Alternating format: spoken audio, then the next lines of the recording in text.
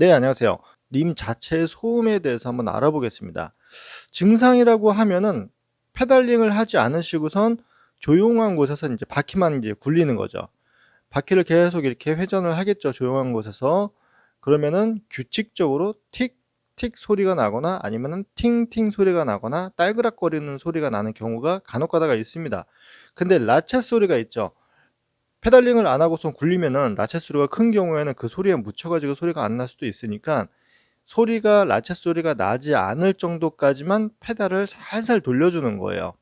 페달을 살살 돌려서 뒤쪽에, 만약에 뒤쪽에서도 소음이 날 수가 있겠죠. 스프라켓 쪽에 세게 토크가 걸리지 않은 상태를 만들어서 소음이 밖에서 나는지 확인을 하는 거죠. 제일 좋은 거는 같은 종류의 휠로 다른 휠로 바꿔서 껴보고 타보는 게 제일 좋겠죠. 그러면 휠인지 아닌지 알 수가 있겠죠. 네, 첫 번째로 스포크의 장력이 균일하지 않은 경우에 팅팅거리는 소리가 나요. 이거는 저가의 이제 휠인데 스포크의 장력이 균일하지 않은 경우에는 어느 쪽은 풀려 있고 어느 쪽은 세게 조여져 있으면은 바퀴가 이렇게 회전을 하면서 이제 힘이 땅에 지면에 닿는 부분에 힘이 들어갔다가 빠지겠죠. 그러면서 팅팅 거리는 규칙적인 소음이 나는 경우가 있어요. 그런 경우에는 스포크를 확인을 해보고 장력을 정비를 해야 되겠죠. 심하게 풀려 있는 부분이 있다 그러면은 그 부분에 힘이 걸렸다가 빠지면서 소리가 나기도 합니다. 두 번째로 공기주입구에 너트 풀림으로 한 바퀴 돌 때마다 딸그락거리는 소리가 있어요. 우리 프레스타 밸브 이렇게 나와 있으면 여기에 너트 하나 꼽혀 있는데 얘네들을 아주 세게 조여 놓지는 않거든요. 근데 타다가 보면 애들이 풀리는 경우가 있어요.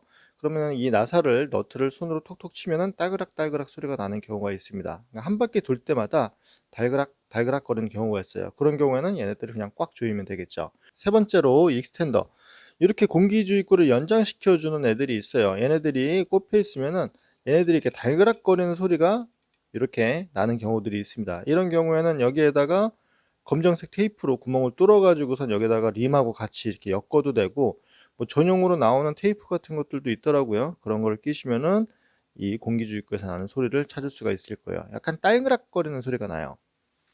그리고 오늘의 주제, 림의 연결 부위.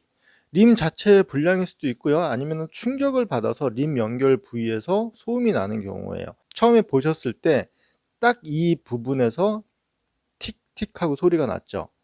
이런 경우에는 자전거를 타고선 천천히 회전을 하다가 땅에 이 부분이 닿았다가 다시 위쪽으로 올라오면은 딱 하고선 소리가 나요.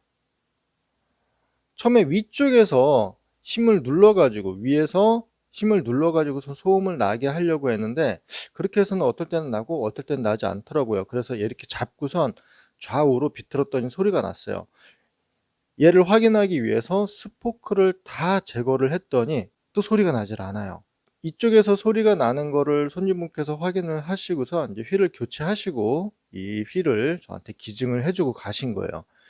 왜 이쪽에서 소리가 나는지 한번 같이 확인을 해 보려고 합니다. 알루림으로 되어 있는 경우에 이렇게 연결되어 있는 부분들을 확인하실 수가 있을 거예요. 이 부분의 단차가 크게 되면 림 브레이크 같은 경우에는 쓸리겠죠. 여기가 단차가 있으면은 브레이크를 잡았을 때 여기에 걸려 가지고선 이 부분이 색깔이 좀 달라지는 그런 경우들도 있어요. 조금 저렴한 휠 같은 경우에 그런 경우들이 있습니다. 이렇게 되어 있는 거를 이중림이라 그래요. 여기 위쪽도 있고 아래쪽도 있죠. 그러니까 파이프 같이 되어 있는 거를 이렇게 말아 가지고선 얘들을 연결을 시켜 놓은 거죠. 얘를 제가 잡고선 막 뒤틀었는데 이 균열이 난 부분이 보이는 거예요. 자, 여기 이쪽을 자세히 한번 볼까요? 이 틈이 보이나요? 틈이 보이고 얘네들이 움직이는 게 보이죠? 이쪽에도 틈이 생긴 게 보이죠? 얘를 살짝 빼보니까 빠집니다. 이 안쪽에다가 드라이버를 넣고선 제가 한번 제껴 볼게요. 뭔가 보이죠? 벌어지고 있습니다. 오, 빠져요. 처음 봤어요. 손으로 잡아다니니까 이렇게 쏙 하고 빠졌습니다.